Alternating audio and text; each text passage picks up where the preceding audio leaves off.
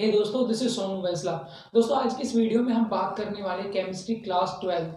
आप अपने पूरे सिलेबस को 3 महीने में कैसे खत्म कर सकते हो और इन 3 महीनों में सिलेबस के साथ साथ आप 95% कैसे स्कोर कर सकते हैं। तो आज की वीडियो में आज हम यही देखेंगे कि आप अपना सिलेबस कंप्लीट कैसे कर सकते हैं और मैं गारंटेड बोल सकता हूं कि अगर आप ये फॉलो करते हो जो आज मैं इस वीडियो में बताने वाला हूं, आप 95 प्लस आप केमिस्ट्री में लेके आ सकते हो। तो दोस्तों, आज की इस वीडियो में हम दो चीज़ों में बात करेंगे। पहले हम बात करेंगे कि हाउ टू स्टडी, कैसे हमको पढ़ना है, किस तरीके से पढ़ना है, मतलब आपको किस एक स्ट्रेटेजी क्या होनी चाहिए पढ़ने के लिए, ठीक है। और सेकंड थिंग वो है कि हम किस तरीके से हमको टाइम टेबल अपना सेट करना है, कितने टाइम में हमको क्या पढ़ना है और कितने टाइम में हमको क्या पढ़ना है। तो ये सारी चीज़ें आज की हम वीडियो में देखेंगे। तो पहले हमको कैसे पढ़ना है, क्या पढ़ना है। तो सबसे पहले एक क्वेश्चन जो आता है स्टूडेंट्स का, वो आता है कि भैया कि केमिस्ट्री में एनसीईआरटी इनफ है। मेरी बात सुनो, केमिस्ट्री में एनसीईआरटी बहुत है, बहुत नहीं बहुत ज़्यादा है, ठीक है। अगर आप एनसीईआरटी सिर्फ एनसीईआरटी पढ़ के जाते हो तो भी आप 95% प्लस स्कोर कर सकते हो, ठीक है। एनसीईआरटी बहुत, यार आपने अगर एनसीईआरटी भी पढ़ ली ना तो आप 95% क्वेश्चन अटेम्प्ट करके आओगे, ठीक है। हो सकता है 5% के क्वेश्चन कहीं और से आते हैं, लेकिन आप मैक्सिमम आप क्वेश्चन करके आओगे। तो इससे क्या मैं बता सकता हूँ कि आपका एग्जाम एनसीईआरटी से ही आता है। और आज की इस वीडियो में जब हम टॉपिक देखेंगे फिजिकल एजुकेशन या केमिस्ट्री में, तब उसके हम कुछ इंपॉर्टेंट टॉपिक्स भी देखेंगे, मतलब कहाँ से आपका जो क्वेश्चन है वो आने के चांसेस बहुत ज़्यादा है। तो ये चीज़ें भी आज की इस वीडियो में हम देखें। तो दोस्तों, केमिस्ट्री बहुत ही इजी सब्जेक्ट है और केमिस्ट्री स्कोरिंग सब्जेक्ट है। अगर आप चाहते हो केमिस्ट्री में अच्छा स्कोर करना तो ये वीडियो ज़रूर देखना, क्योंकि अगर आप ये वीडियो देखते हो तो इस वीडियो में बहुत सारी चीज़ें मैं बताने वाला हूँ। तो जैसा कि मैंने पहले ही आपको बता दिया कि रेफरेंस बुक आपको यूज़ नहीं करनी है, ठीक। अगर नोट्स चाहिए तो नोट्स हमने बहुत ही अच्छे अपने वेबसाइट पर डाले हुए, आप जा सकते हो, लिंक आपको डिस्क्रिप्शन में मिल जाएगी, जाके वहाँ से नोट्स डाउनलोड कीजिए। नोट्स आपको बहुत अच्छे मिल। तो रेफरेंस बुक यूज़ नहीं करनी है तो एक फॉर्मूला है, less book equals to less pressure. मतलब अगर आपके पास बहुत कम बुक होगी पढ़ने के लिए तो आपके पास प्रेशर भी कम होगा। तो दोस्तों, एक जो चीज़ मैं आपको सबसे पहले बताना चाहता हूँ इस वीडियो में, जो कि पर्सनली मेरे को लगता है कि बहुत सारे स्टूडेंट्स हैं जो पीछे इजी चैप्टर्स होते हैं, 2-3 चैप्टर जैसे polymer, biomolecules, chemistry in everyday life, ये बहुत इजी चैप्टर्स है और ये तीनों चैप्टर 5-6 दिन में आपके कंप्लीट हो जाएंगे। तो यहाँ पे बात आती है कि यार भैया हम इसको पहले पढ़े या बाद में। तो मेरे हिसाब से जो मेरे को लगता है पर्सनली कि इनको आपको सबसे पहले पढ़ना चाहिए। तो लास्ट में क्या होता है, आपके और भी बहुत बड़े चैप्टर हैं जो कि आगे हैं, उनको पढ़ते पढ़ते आपका दिमाग चटक लेता है, ठीक है।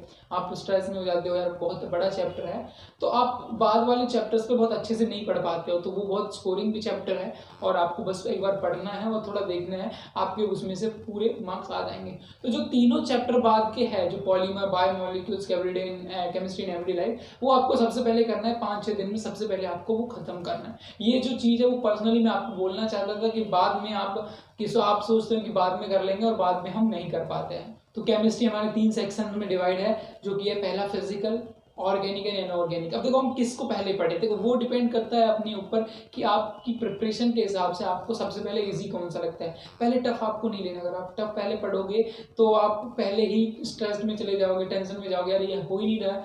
तो आपको सबसे पहले मेरे हिसाब से इनऑर्गेनिक में जाना चाहिए। इनऑर्गेनिक में ज़्यादातर चीज़ें आपको याद करनी है या थोड़ी समझनी है, तो इनऑर्गेनिक थोड़ा अच्छा पड़ेगा आपके लिए। आप पहले इनऑर्गेनिक में जाइए, देन आपके बाद फिजिकल में से या आपके पास जो ऑर्गेनिक में से आप किसी में भी जा सकते हो।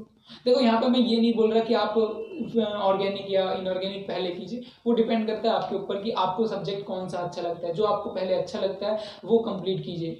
अगर आपको जो अच्छा लगता है वो केमिस्ट्री में फिजिकल केमिस्ट्री या आपको ऑर्गेनिक अच्छी लगती है तो आप ऑर्गेनिक कीजिए, ठीक है। ये मैं नहीं डिसाइड करूंगा, ये डिसाइड करना है आपको, क्योंकि अगर मैं आपको बोल दूं और आपको वो टफ लगे, मेरे को नहीं पता कि आपको टफ कौन सा वो लगता है। तो मेरे हिसाब से अगर आप इनऑर्गेनिक करोगे तो वो अच्छा बेटर रहेगा। आप अपने अपने हिसाब से देख सकते हो। तो किस तरीके से आपको पढ़ना है फिजिकल एजुकेशन में, देखो मैक्सिमम आपके क्वेश्चंस आते हैं, ठीक है। जो आपकी कुछ डेफिनेशंस आती है वो छोटी मोटी आ जाती है, उसके अलावा आपके मैक्सिमम क्वेश्चंस आते हैं, क्वेश्चंस आते हैं। अब क्वेश्चंस में 2 तरीके के क्वेश्चन आते हैं। एक तो आपके डायरेक्ट क्वेश्चन आते हैं फॉर्मूला बेस्ड, जो कि मैक्सिमम क्वेश्चंस आपके आते हैं। आपका अगर फॉर्मूला पता है, आपने कुछ क्वेश्चंस प्रैक्टिस किए हुए हैं, तो आपको आराम से आप वो कर लोगे। ठीक है। सेकंड टाइप आता है कुछ एप्लीकेशन बेस्ड, जिसमें थोड़ा सा आपको टाइम लग सकता है और आपको उन्हीं की प्रैक्टिस ज़्यादा करनी है। ठीक है, उन्हीं की प्रैक्टिस आपको ज़्यादा करनी है। तो मैं यही कहूँगा कि क्वेश्चंस की प्रैक्टिस जब आप चैप्टर्स को पढ़ेंगे तो उनके साथ साथ जितना भी चैप्टर आपने किया है उसकी क्वेश्चन की प्रैक्टिस आपको तुरंत करनी है। ठीक है, ऐसा नहीं है कि अगर कई बार ऐसा होता है कि आपने वो पढ़ लिया उसके बाद आपने क्वेश्चन की प्रैक्टिस नहीं की, आप कल दोबारा बोल के कब दोबारा से आप उसे पढ़ रहे हो, तो दोबारा से पढ़ने का मतलब नहीं है, आपको दोबारा से सिर्फ रिविजन करना है। ठीक है, फिजिकल केमिस्ट्री में मैंने आपको बताया कि ये सब आपको करना है, डेरिवेशंस मैक्सिमम होते हैं। उसके बाद चलते हैं इनऑर्गेनिक केमिस्ट्री। इनऑर्गेनिक केमिस्ट्री की खासियत है कि इनऑर्गेनिक केमिस्ट्री में थोड़ा सा आपको याद करना पड़ता है।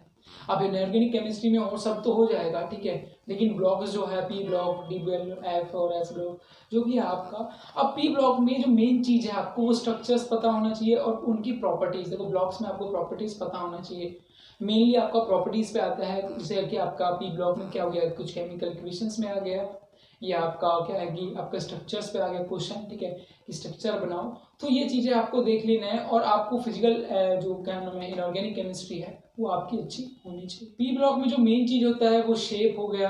ठीक है, ये 4-5 चीज़ें होती है जो आपकी इंपॉर्टेंट होती हैं, जैसे कि शेप, स्ट्रक्चर, प्रॉपर्टीज, ये आपके लिए इंपॉर्टेंट है, तो ये आप जरूर करिएगा। उसके बाद आता है ऑर्गेनिक केमिस्ट्री। देखो ऑर्गेनिक केमिस्ट्री में बहुत सारे क्वेश्चंस है जो कि आपको पता है यही आने वाले हैं, मतलब इंपॉर्टेंट क्वेश्चंस आपको पता है यही आने वाले हैं।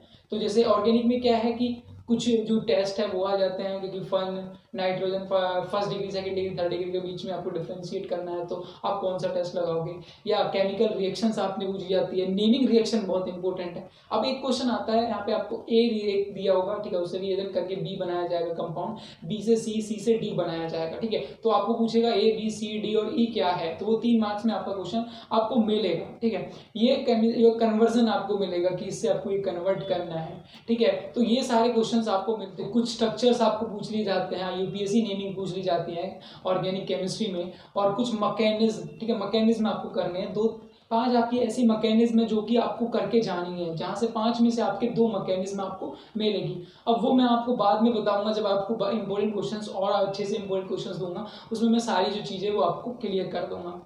अब बात करते हैं कि आपको 3 महीने में किस हिसाब से आपका शेड्यूल तैयार करना है ताकि आप 95% स्कोर कर सकते हो। तो 3 महीने में से आधा आधा कर लीजिए, 1.5 महीने मतलब 45 डेज में आपको पूरा केमिस्ट्री का एनसीईआरटी प्लस उसके कुछ एग्जाम्पल्स आपको करने हैं। ठीक है, मान के चलिए कि अगर आपके 15 चैप्टर भी है, 15 में से आपको 3 दिन एक चैप्टर के लिए दिए जा रहे हैं, वो इनफ है आपके लिए। अगर आप अच्छे से पढ़ोगे तो 3 दिन में एक चैप्टर आप खत्म कर सकते हो। तो मैं मान के चल रहा हूँ कि 3 दिन में आप, अब मेन क्या है, मेन ये है कि आपको केमिस्ट्री की एनसीईआरटी बुक पढ़नी है, उसके बाद आपको इन टेक्स्ट क्वेश्चन और एग्जाम्पल कम से कम बहुत अच्छे से करने हैं। ये तो आपको ऐसे रट जाने चाहिए ना, मतलब रटने नहीं, बहुत अच्छे से समझ जाने चाहिए कि ये क्वेश्चन अगर आता है तो इसका मैं बगैर देखे भी आंसर लिख सकता हूँ, ऐसे क्वेश्चंस आपको, क्योंकि एनसीईआरटी के इन टेक्स्ट और एग्जाम्पल्स में से बहुत ज़्यादा क्वेश्चंस आते हैं, इन टेक्स्ट और एग्जाम्पल में से बहुत सारे क्वेश्चंस आते हैं। तो ये मैं पहले ही आपको बोल दे रहा हूँ, ये आपको करना है। और उसके बाद आपके पास बचते हैं 45 डेज। तो 45 डेज में आपको 3 चीज़ें कम से कम करना है। एक तो एट दी लास्ट में आपको एनसीईआरटी का रिवीजन करना है, जो एनसीईआरटी के क्वेश्चंस है, एग्जांपल्स हैं, टेक्स्ट क्वेश्चंस है, वो आपको रिवाइज करने हैं। ठीक है, 15 डेज मान लीजिए कि आपको एट दी लास्ट में ये रिवीजन के लिए चाहिए होंगे। अब 15 डेज में आपको 2 चीज़ें करनी है, जो कि प्रीवियस ईयर पेपर है और सैम्पल पेपर है। देखो अगर आप बोर्ड में अच्छा स्कोर करना चाहते हो तो आपको प्रीवियस ईयर पेपर करना पड़ेगा। केमिस्ट्री के प्रीवियस ईयर पेपर अगर आप देखोगे तो रिपीटेड क्वेश्चन से जो प्रीवियस ईयर में आ चुके हैं वो नेक्स्ट अभी आपको मिलेंगे।